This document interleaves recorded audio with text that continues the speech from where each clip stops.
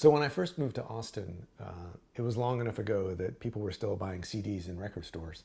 And this company called Muse, with a Z, was installing these standalone machines in the record stores with a touchscreen where you could look up an artist's discography, and then there would be these 100 or 200 word blurbs describing each record. And my friend Jim in New York had the job of editing these blurbs. And so he hired me as a freelancer to, along with a bunch of other people, to write blurbs for these machines. And so I would get these random boxes of CDs in the mail from New York. And so one time I got a box, I opened it up, and it was nothing but Patsy Cline reissues. There were like 30 Patsy Cline CDs. And she only has so much work that she did. And it was all either like early Patsy Cline, which was like the honky-tonk stuff, or later Patsy Cline, which was the sort of slick Contrapolitan stuff with the strings. And so basically it was all the same music, just repackaged by a bunch of different labels. And so I had to find some way to say the same thing 30 different times about these Patsy Cline records.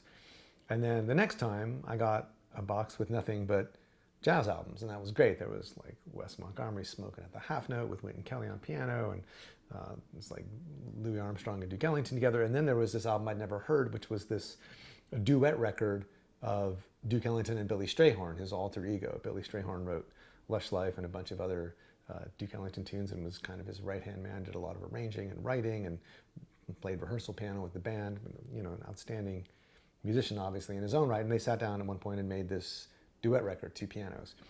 And there was a blues on there. I can't remember what it was called, but they played, you know, the sort of the standard blues progression for the first couple choruses. And then the third chorus, just suddenly everything went like they just went through this set of alternate changes that freaked me out. And I had to figure out what it was. It wasn't that complicated when I sat down and figured it out, but I just thought it was the coolest thing. And so naturally, I just thought, well, what else can I shoehorn this set of alternate chord changes into? So today, I'm going to show you how to use that alternate set of chord changes on a John Hurt style blues in C, right? Something very sort of straightforward, 1-4-5, but we'll take the first 4 bars and transform them with this set of substitute chord changes. It's really not that complicated. So this is assuming that you're doing something like this.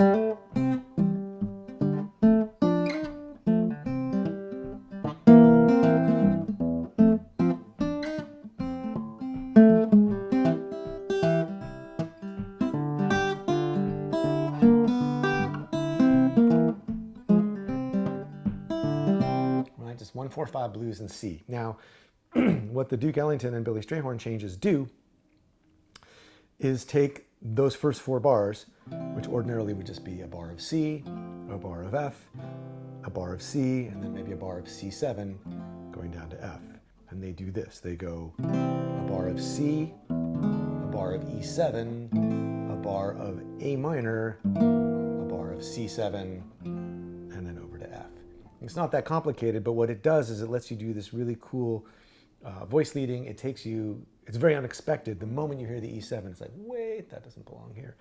And then the A minor helps take you back around to the C7, and you end up going, feels like going very far out and then very quickly looping back in again and getting where you belong. So what makes it so beautiful is that if you think of just sort of the top line, the melody coming down, you can have this note on top, the open E, followed by the 7th of the E chord, the note D, and then the minor third of the A minor, which is C, to B flat, which is the flat 7 of the C7 chord, and then A, which is the major third of F. So I took a few lessons with the jazz guitar player Emily Remler, and she used this idea a lot. She called it, I'm sure a lot of people do, a guide tone line. The idea that there's this melody that threads its way through your improvisation. In this case, that would be, right? It's just coming down a scale. Couldn't be simpler, but over the chords.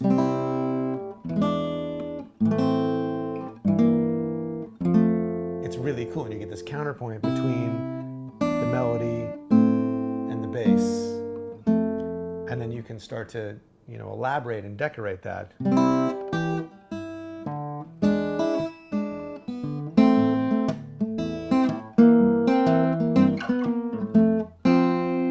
And it matter where you go from there. That's the basic idea. So if you're playing that blues, let's say from the last 4 bars of, I'll go from the end of the last chorus. If you're on the G chord of the C blues, right?